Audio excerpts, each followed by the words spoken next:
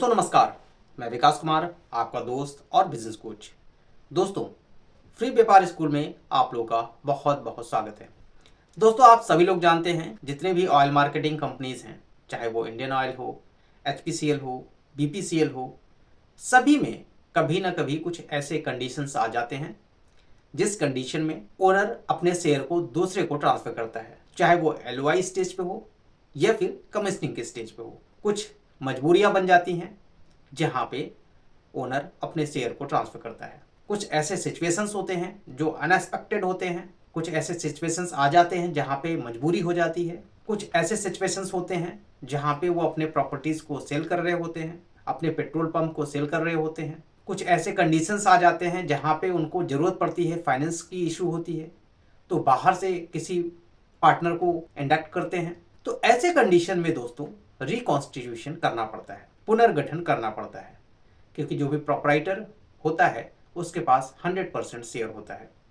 जब वो किसी पार्टनर को इंडक्ट करता है, किसी पार्टनर को लेता है, तो यहाँ पे कंपनी के द्वारा रिकॉन्स्टिट्यूशन किया जाता है। रिकॉन्स्टिट्यूशन के लिए कई सारे प्रोसेस हैं। सबसे पहले तो कुछ ऑफलाइन पेपर्स बनाने पड़ते हैं, फिर उन ऑफलाइन पेपर्स को ऑनलाइन सबमिशंस करने पड़ते हैं, उनकी फीस पे करनी पड़ती है, उनका फॉलो अप करना पड़ता है। ऑनलाइन एप्लीकेशन करने के बाद कई सारे स्टेजेस होते हैं। उन स्टेजेस को कंप्लीट करने के बाद ऑयल मार्केटिंग कंपनी के द्वारा प्रोपराइटर को और इनकमिंग पार्टनर को एक साथ बुलाया जाता है मीटिंग के लिए। आपका डिवीजन मैनेजर इस चीज़ को समझना चाहता है कि आप क्यों ट्रांसफ़र कर रहे हैं, क्यों सेल कर रहे हैं या क्यों पार्टनर को इंडक्ट कर रहे हैं। अगर डिवीजन मैनेजर आपकी बातों से सेटिस्फाई होता है तो इस केस में आपको अप्रूवल लेटर देता है। अप्रूवल लेटर मिलने के बाद जो कंप्लायंसेस के डॉक्यूमेंट्स होते हैं वो आपके देने पड़ते हैं, जैसे बैंक के सर्टिफिकेट देने पड़ते हैं, पार्टनरशिप डीड बनानी पड़ती है और इस तरह से कई सारे डॉक्यूमेंट्स होते हैं जिनको फिर से हमें कंपनी को सबमिट करने पड़ते हैं, ऑनलाइन और ऑफलाइन दोनों तरीके से।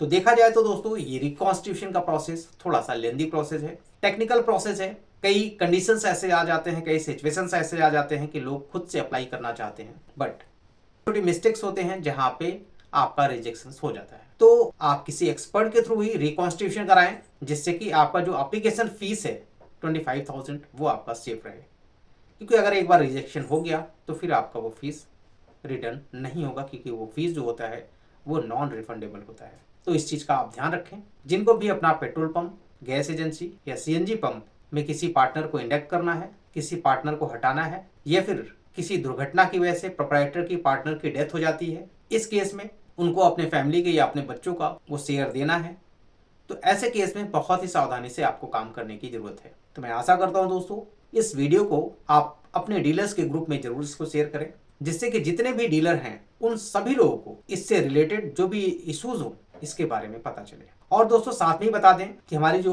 पेट्रोल पंप सेवा केंद्र है वो आपको रिकॉन्स्टिट्यूशन से रिलेटेड हर तरह से सपोर्ट करती है। हमारी पेट्रोल पंप सेवा केंद्र बागपत, पेट्रोल पंप सेवा केंद्र मेरठ और पेट्रोल पंप सेवा केंद्र सिरसा, इसके साथ ही दोस्तों पेट्रोल पंप सेवा केंद्र उन्नाव, यहाँ पे आप डायरेक्टली विजिट करके रिकॉन्स्टिट्यूशन के बारे में जान सकते हैं, रिकॉन्स्टिट्यूशन के प्रोसेस को जान सकते हैं, उसमें क्या डॉक्यूमेंट्स लगते हैं उसके बारे में जान सकते हैं। दैट इज कि हमारे इन सेवा केंद्र पे आप जाके रिकॉन्स्टिट्यूशन से रिलेटेड सारी इंफॉर्मेशंस को जान सकते हैं और अपना रिकॉन्स्टिट्यूशन भी करा सकते हैं। तो दोस्तों आशा करता हूँ ये वीडियो आपको अच्छी लगी होगी।